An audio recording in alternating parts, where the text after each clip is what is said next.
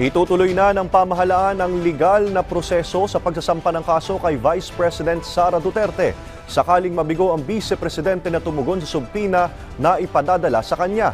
Hindi naman malayong harapin ni VP Sara na asunto ang kasong sedisyon. Si Alvin Baltazar ng Radyo Pilipinas sa Balitang Pambansa. Ipatutupad na ng pamahalaan ang legal na hakbangin partikular ang pagsasampa ng kaukulang kaso laban kay Vice Presidente Sara Duterte sakalit hindi ito tumugon sa subpina na ipadadala sa kanya na inaasahang ngayong araw na ito.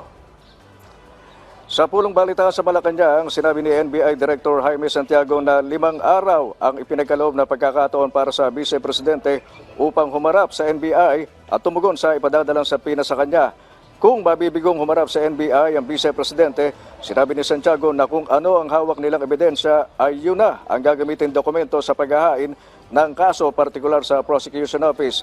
Nasa DOJ na niya ang pagpapasya kung may probable cause para sa mga iahaing asunto sa ikalawang Pangulo at mula doon ay matiyak ang tinatawag na certainty of conviction. Kung ano yung ebidensya na nandun sa kamay namin, ay we will proceed with it. Ipapile namin yung, kung merong dapat ipile na kaso, ipapile na po namin yun. At remember, pag pinail ng investigating office like NBI, ipapile po yan sa prosecution office. Sa kabilang dako, hindi umano imposibleng maharap din sa kasong sedisyon ng Vice Presidente matapos sa mga naging pahayag nito sa mga nakaraan laban kay Pangulong Ferdinand R. Marcos Jr. Sinabi ni DOJ Undersecretary Jesse Andres na batay sa kanilang inisyal na pag-aaral, may posibilidad na maaaring makasundi ng ikalawang Pangulo ng sedition.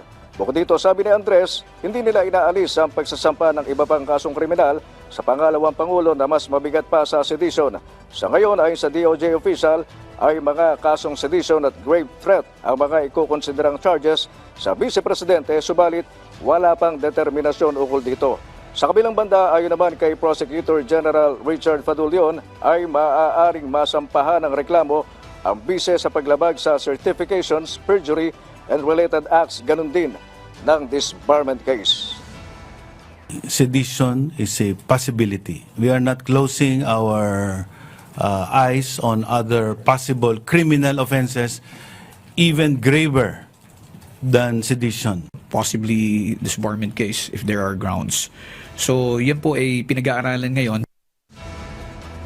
Ipinapabaya na ng DOJ sa tanggapan ng Ombudsman ang pagpapasya kung nararapat bang suspendehin muna ang pangalawang Pangulo sa kanyang tungkulin bilang Vice Presidente at ito'y habang may investigasyong ginagawa laban sa kanya na naging pagbabanta o yung kanyang naging pagbabanta sa First Couple at sa House Speaker.